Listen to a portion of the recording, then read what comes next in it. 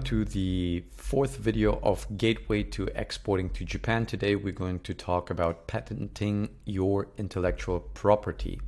And first of all, you have to ask yourself, do you have a product that actually needs a patent in the United States? To help you with that, there is a FAQ section in the United States Patent and Trademark Office, which you can check to find out if your product needs a patent in the US market, and same in the Japanese market as well. So you can find the links here. There's an FAQ section, frequently asked questions section in both both websites. And as a general rule of thumb, there are three things that you should think about. First, there's the business perspective. So is there competition for your product in the Japanese market? Are there maybe factories of other competing companies that easily could manufacture the product that you are trying to sell into the Japanese market? If yes, then this is something that you certainly should consider in terms of patenting your product. And second is the legal aspect. So is the country that you're targeting an important country for you?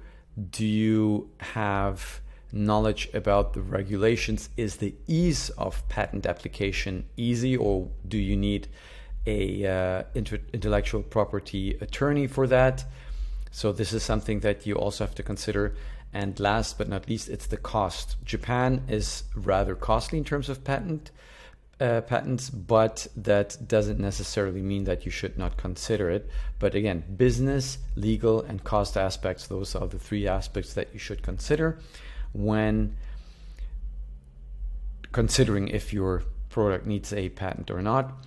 Then, besides the patent, you should also think about trademarks or copyright. So what is a copyright? Copyright is usually a intellectual property copyright for, let's say, a book, some text, some kind of artwork, or a picture, a photograph.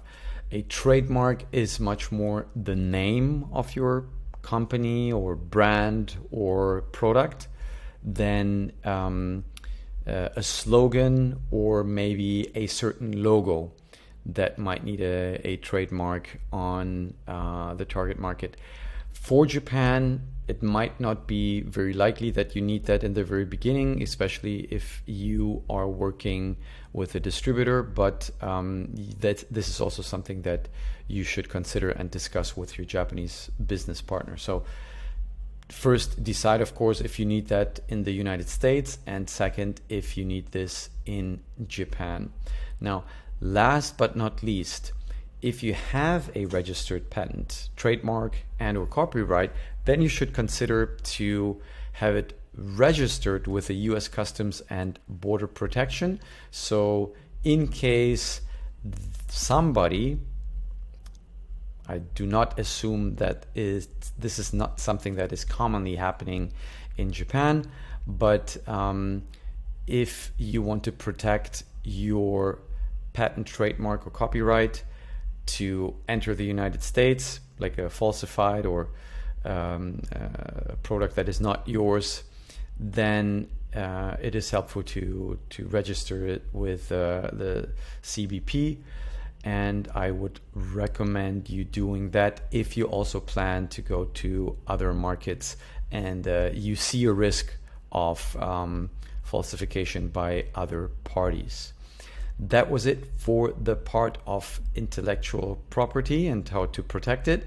In our next session, we will talk about, I almost forgot, but just compliance. Of course, compliance. We talk about compliance to US export regulations if you need to check if your product or service is compliant to be exported. But I think that should be fine. that was it for the moment. I hope this was helpful. Please let me know if you have any questions in the comments.